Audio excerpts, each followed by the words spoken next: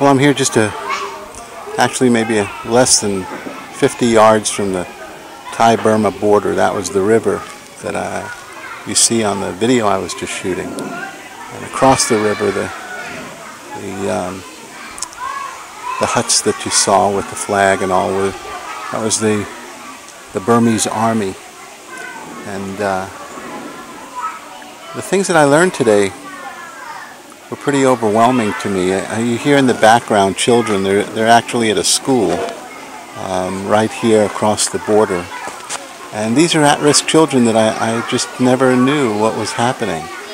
These are children that the Burmese army, I guess they hate these people.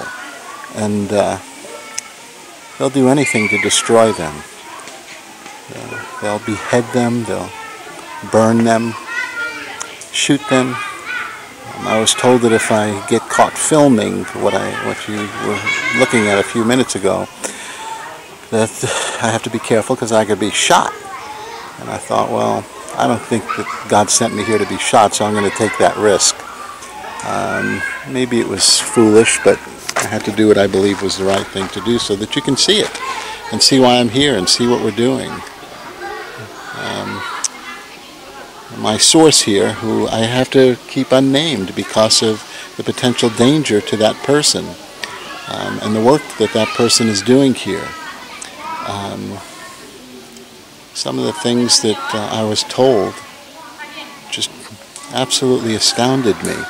How they have no conscience, these soldiers, and they have no heart, no passion, no compassion, and they'll do anything to destroy these people, including the destruction of their children.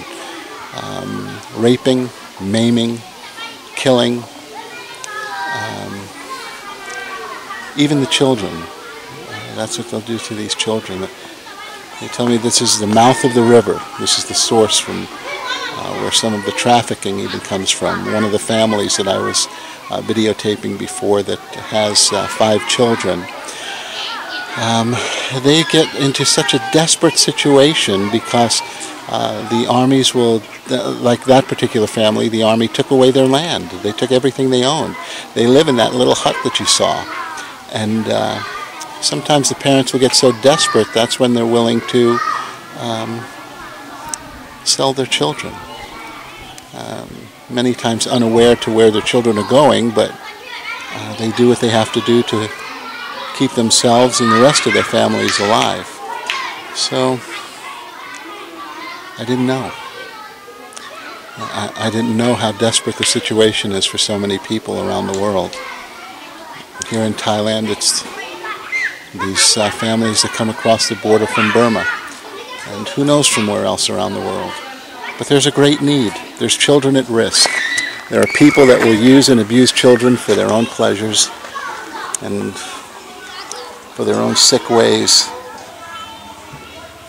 for reasons that we can't understand. But what I do know is this: each one of those children is God's children. Each one of those children is God's creation. The child you see is God's child. And we have a responsibility. Whether you accept it or not is your choice, but we do have the responsibility to do something once we learn about it. And now that you've heard, you know. What you do is your choice. What I do is my choice.